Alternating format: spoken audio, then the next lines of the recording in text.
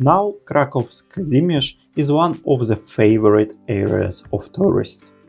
It is home to restaurants, bars, museums and other interesting places, but it is also one of the main Jewish districts in Europe, which can be called the Jewish heart of Poland. Kazimierz is an area with a long and complicated history, which continues to live a fully life today.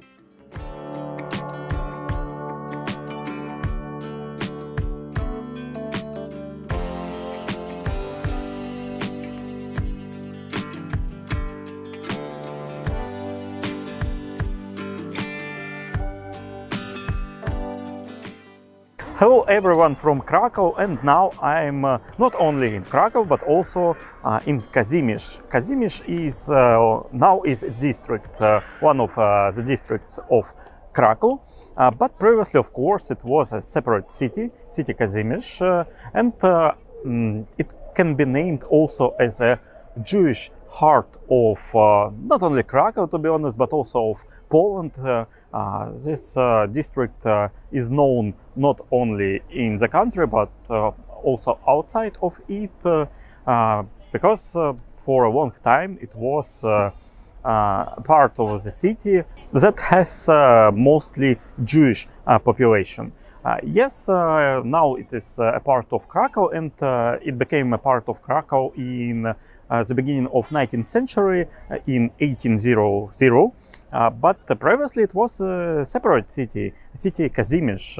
It was named by the King of Poland, Kazimierz III, and he decided at the beginning of 14th century to settle here a new city, which will be near Krakow, near the King's Castle, and it should help Krakow to grow, because it should also be a center of some crafts, but also it should be like a barrier on the south from Krakow that should defend it from some invasions. So it wasn't just a city that was located on some place and growth by itself, but it was settled by the king, and after that it has a long period as a city, and only at last centuries it's a part of Krakow, and now it is also a heart of the city and part that shouldn't be divided from it.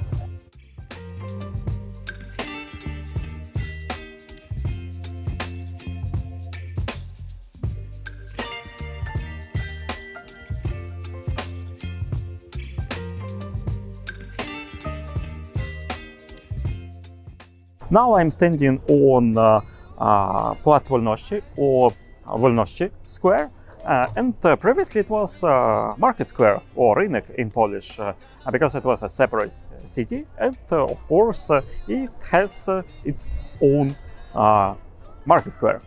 But even more interesting thing, not only about Kazimierz but also about Krakow at all, is about Ratusz, or City Hall of Krakow, because now we don't have, it is often said that now we don't have Ratusz of Krakow, or City Hall of Krakow.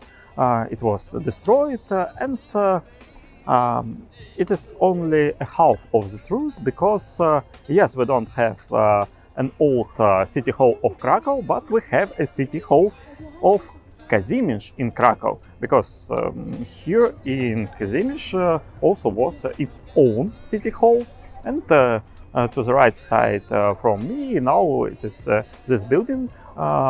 Yes, of course it's not a City Hall right now, it is a building of ethnographical museum, and of course it looks very uncommon for these functions, and it has different parts of its history. It was almost destroyed once because of bad conditions, but hopefully it is better right now, and I think that in future it will also be like this. It is just looking weird for ethnographical museum, but as a city hall it looks really nice. And when we are talking about Kazimierz, we also can say that the city experienced a lot of changes, even geographical changes, because previously it was a city that was located on a separate island. Now it is hard to imagine that it could be some river separating it from Krakow, but yes, it was a part of Wisła, and to go, for example, from Kazimierz to Krakow, you needed to go by bridge. Now, of course, we have Dietova Street that separates Kazimierz district from Stare Miasto and also from Stradom, another part of Krakow. But previously, yeah, it was a city completely located on the island.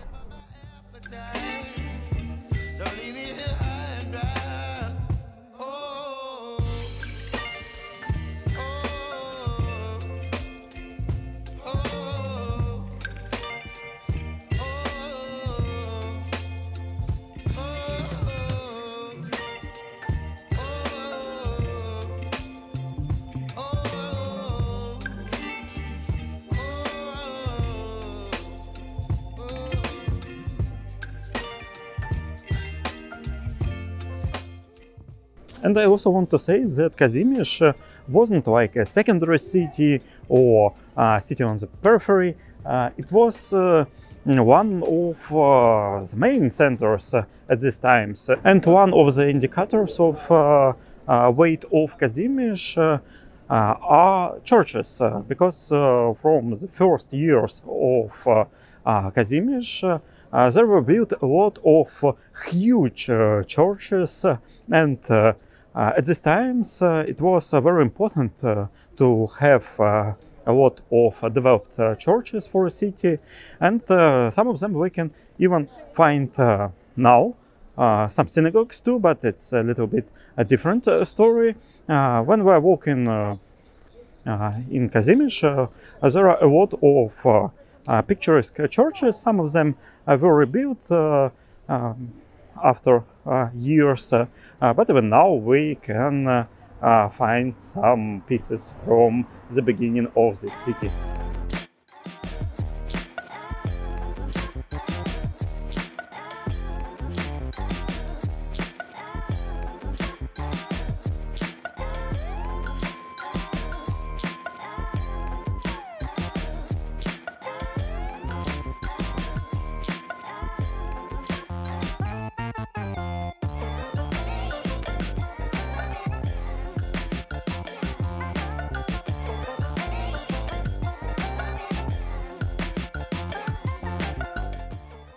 So now I am sitting near Szeroka Street. It is in front of me right now, and it is the center of Jewish district of Kazimierz. And I think that it's a time to tell some words about Jewish part of Kazimierz, because usually a lot of tourists, a lot of people at all, they say that Kazimierz at all is a Jewish district. But it's not too correct, because in the city Kazimierz only a part of the city, significant part of the city, but not the whole city was Jewish. Let's start from the beginning and how did the Jews appear here.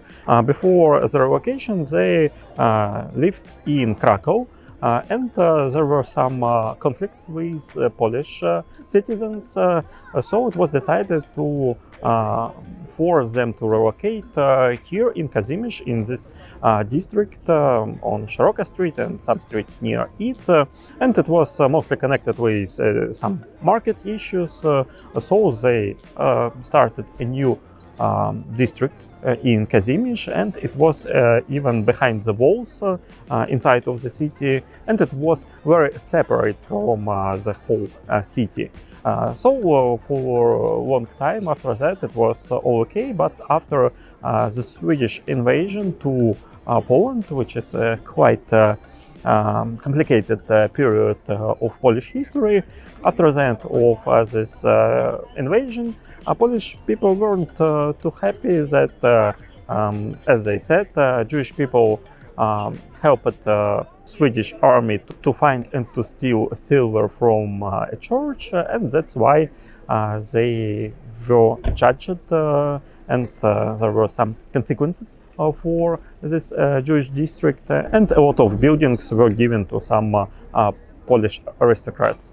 Only in 1822, after Kazimierz already became a part of Krakow, the walls were destroyed, and after that Jewish people could live in almost in any part of Krakow, and this period was quite good, and it was till the start of the Second World War, when, of course, after the occupation, it was hard times for Jewish in Krakow too, as it was also in any other occupied by Nazis cities at this time. Some of Jewish people were relocated to different regions.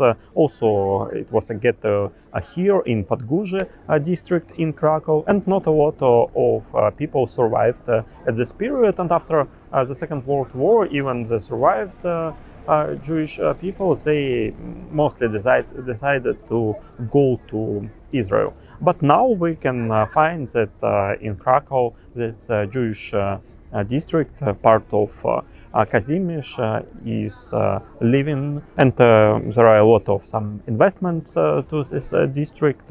You can also find 7 synagogues here from the old period of Kazimierz, and I think that now it is a good idea to come here and to walk on the streets, to try some delicious Jewish food, which you can find in a lot of Jewish restaurants along this district.